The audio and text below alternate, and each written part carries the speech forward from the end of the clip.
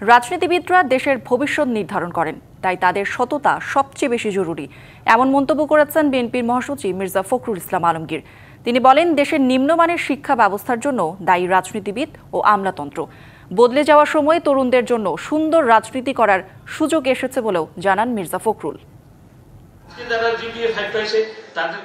রাজধানীর diploma engineers ইনস্টিটিউটে এইচএসসিতে জিপিএ-5 পাওয়া শিক্ষার্থীদের সংবর্ধনা দেয় বিশ্ববিদ্যালয় পরিক্রমা। আয়োজনে প্রধান অতিথি ছিলেন বিএনপি মহাসচিব মির্জা ফখরুল ইসলাম আলমগীর। তরুণদের সামনে সম্ভাবনার রাজনীতির সুযোগ তৈরি হয়েছে উল্লেখ করেন মির্জা ফখরুল। দুঃশাসন হটাতে যে শিক্ষার্থীরা প্রাণ দিয়েছেন তাদের স্মরণ করেন তিনি।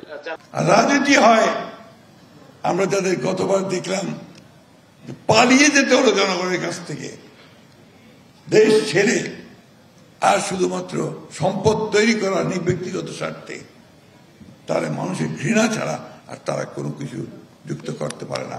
রাজনীতিবিদদের দায়িত্বের কথা স্মরণ করিয়ে দিয়ে মির্জা ফখরুল বলেন, দেশে ক্রান্তিকাল চলছে, তাই চারদিকে অনৈক্যের সুর।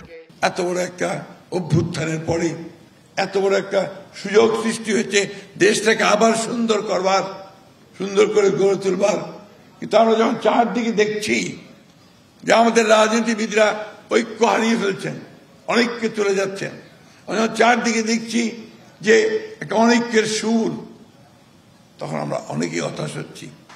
রাজনীতির মধ্যে যদি সৌন্দর্য না আনা যায়, রাজনীতির মধ্যে যদি সততা না আনা যায়,